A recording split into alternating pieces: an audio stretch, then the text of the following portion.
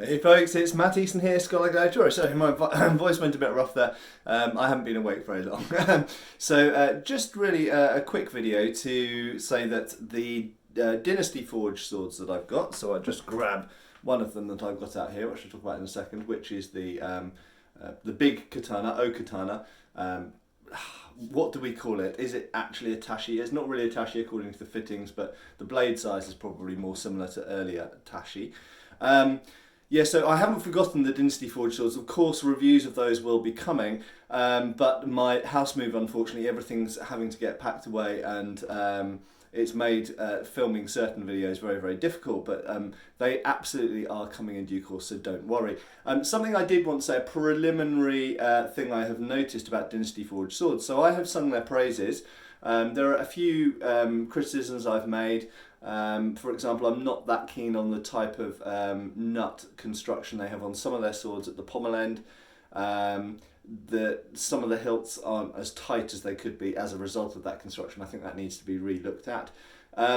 That's one main thing. Another thing is the sharpness of the edges. So one of the things I've said in the videos is they have very good edge geometry. So, you know, I've got no criticism on, a lot of swords might have a sharp edge, but the edge geometry, in other words, the way that the angle of the blade is arranged behind that edge is a little bit fat or just not very good in various ways. I realise that's a simplistic kind of explanation, but you know, it'll do for now. The edge geometry behind the edge, as it were, is on some replicas not very good. On certain makes like Albion, for example, it's superb. But I have been critical in the past, where if we're talking about Albion, for example, of the fact that Albion swords, I don't think, really come very sharp out of the box. Well, some people disagree with me on that, so I should say that. Some people have had differing experiences, but the ones that I have had, and I've had probably about 4 or 5 Albions now, I don't still own them because I've sold at least one of those, but anyway, I've had a few Albions, and obviously I've also had other people's Albions. A bunch of my friends have got Albions as well. They bring around for cutting parties, and you know, I experienced and I've seen new out of the box. And my personal experience is that Albions tend not to be that sharp out of the box and have required some work on something like a DC4 stone, the Falcon Even DC4 stone, which is what, you know, my favourite stone, to bring them up to true cutting sharpness. Now, I would say a similar thing of Dynasty Forge.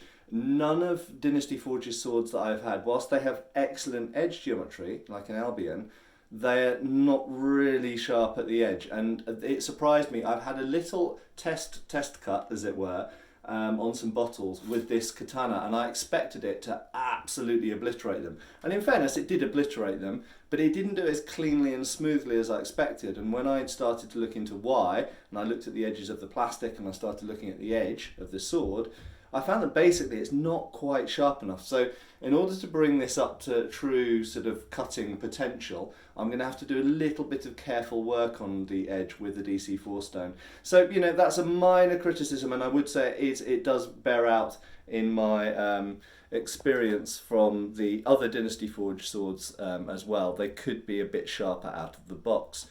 Then again, they've got edge geometry. If you know what you're doing, it's not a big problem. It's not difficult to sharpen up a sword to bring it really to its full potential. But that being said, a lot of people won't be comfortable doing that, especially with a new product they're spending hundreds of dollars for.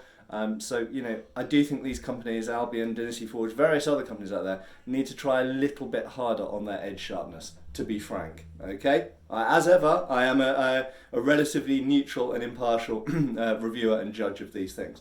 Finally, I just want to say I still love this katana, and as I've said before, the fact that it's got a 33-inch blade on it, I think on the website it actually says 32 inches, but that's down to the top of the habaki. If you actually measure to the top of the tsuba, it's actually 33 inches. And to me, that makes it a bastard sword, a long sword of proper size for me. And something I'll talk a bit more about in a future video, I think, is the fact that size of historical people and geographic people as well is important when you're creating replicas, because at the end of the day, me at 6'1" would be pretty big in 16th century Japan, I suspect.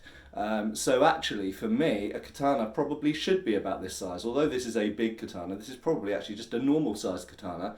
relative to me, if we think about the average size of 16th century Japanese people and the fact that they were using 27, 28-inch blades on their swords, they were probably bigger swords relative to their size. Anyway, I'll talk more about that in the future, but I do love this sword because it's brought back, I suppose, a younger love I had of Japanese weapons, and the fact that this feels like a proper two-handed weapon to me, which a lot of katanas don't. Anyway, my arm is starting to shake from holding the camera out so long at arm's length, and basically my new camera equipment's coming today, or at least I hope it all is, so I'll be back up and running with a normal tripod setup pretty damn soon, back to videos kind of as normal, but as you know, I'm moving house, so I'm going to have to film videos in between packing boxes and doing other things.